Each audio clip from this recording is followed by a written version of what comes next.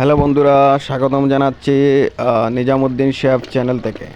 আজকের special recipe চীনা হাঁস রান্না। আজকে আমি দেখাবো আপনারা কীভাবে সহজে বাসায় চীনা হাঁস রান্না করবেন।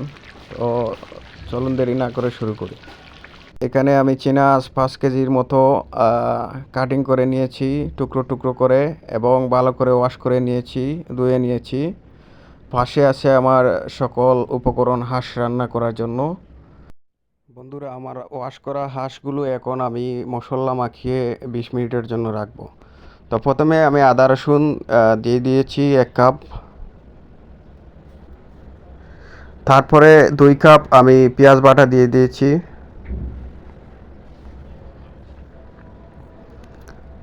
তারপরে আমি আমার স্পেশাল হাঁস রান্না করার জন্য একটা গরম মশলা এটা অ্যাড করে দিয়েছি। তারপরে 1 টেবিল স্পুন গুঁড়ামরিচ দিয়ে দিচ্ছি।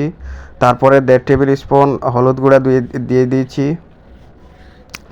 এখন ভালো করে আমি হাত দিয়ে এটা ভালো করে মিক্স করে দিব, যেভাবে মশলাগুলো মাংসের ভিতরে ঢুকে এবং হাঁসটা রান্না ভালো হয়।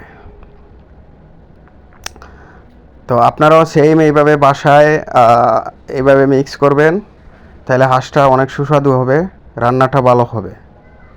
তো এটা আমি এইভাবে করে মাখিয়ে আমি 20 মিনিটের জন্য রেখে দিব। এখন আমি অ্যাড করে দেব 2 টেবিল স্পুন লবণটা দিয়ে ভালো করে মিক্স করে এটা 20 মিনিটের জন্য আমি রেস্টে রাখবো।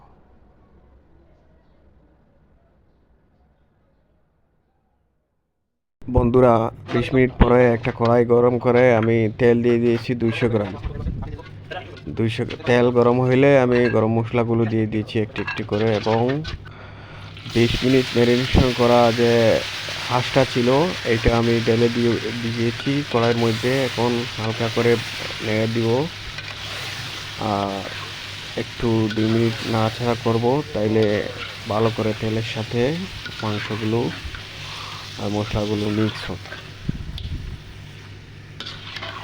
আমি যেভাবে নেড়ে দিচ্ছি আপনারা এইভাবে নেড়ে দিবেন। নেড়ে দিয়ে এখন আমি ডেকে দিব 8-10টা শুকনো মরিচ দিয়ে 20 মিনিটের জন্য লো আছে। 20 মিনিট পর আমি ঢাকনাটা উঠাবো, উঠিয়ে একটু গরম মশলা দিয়ে আবার ভালো করে নেড়ে দিব এবং হাঁসটা কিছুক্ষণের জন্য কষাবো।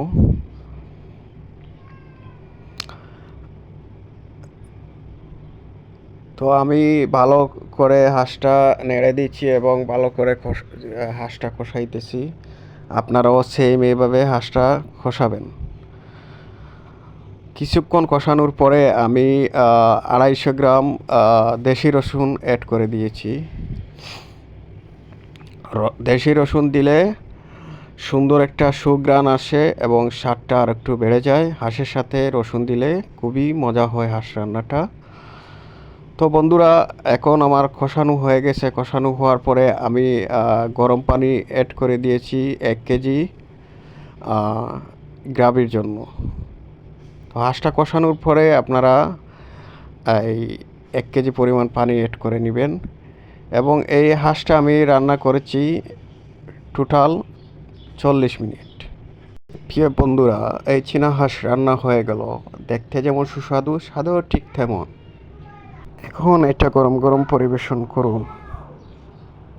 বন্ধুরা, আপনি চাইলে সাদা ভাতের সাথে খেতে পারেন অথবা চাউলের রুটির সাথে খেতে পারেন। আমরা সাদা ভাতের সাথে খেয়েছি, খুবই মজা সাদা ভাতের সাথে চীনা হাঁসটা। আপনার যদি এই রেসিপি ভালো লাগে তাইলে লাইক ও সাবস্ক্রাইব করতে ভুলবেন না, এবং আরও সুস্বাদু রেসিপির জন্য আমাদের চ্যানেলটি ফলো করুন।